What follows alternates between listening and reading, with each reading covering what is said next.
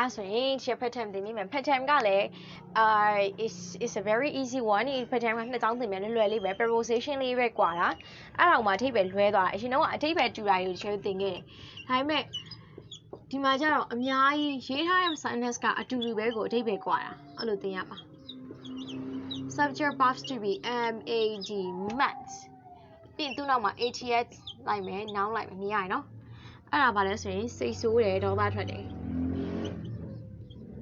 စိတ်ဆိုးဒေါသထွက်တယ်တဲ့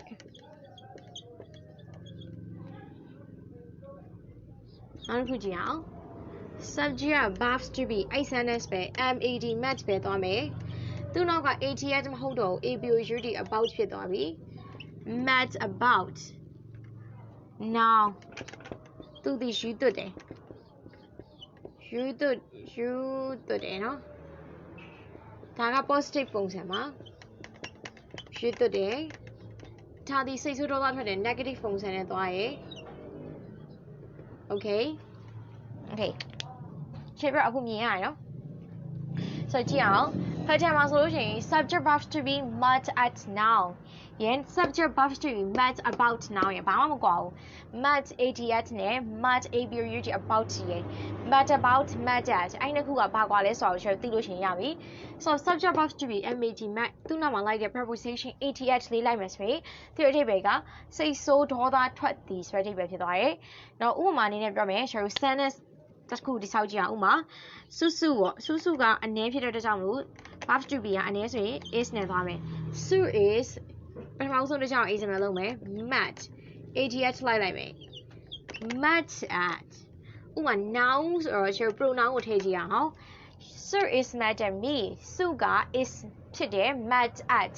ငါ့ကိုစိတ်ဆိုးဒေါသထွက်နေရ me ငါ့ကိုဒေါသထွက်နေရ Su is mad at me စုကငါ့ကိုဒေါသထွက်နေရOkay အဲ့လိုမဟုတ်ဘူးဆိုရင် Sir is mad at this case case နဲ့သုံးချင်မယ် case ကအကြောင်းအရာပြဿနာပေါ့ Sir is mad at this case စုကဒီကိစ္စနဲ့ပတ်သက်ပြီးတော့ဒေါသထွက်နေရစိတ်ဆိုးနေရ mad at နော်အဲ့တော့ဒီမှာဆိုရင် mad နဲ့ ads ပေါင်းလိုက်တဲ့အခါကျရင် mad at ရဲ့အဓိပ္ပာယ်ကဘာလဲဆိုရင်စိတ်ဆိုးရဒေါသထွက်တယ်ဆိုတဲ့အဓိပ္ပာယ်လေးဖြစ်သွားပါတယ်တဲ့ Sir is mad at နောက်တစ်ခုကဘာလဲဆိုလို့ရှိရင်ဒီမှာ mad နဲ့ရေးထားရယ် mad about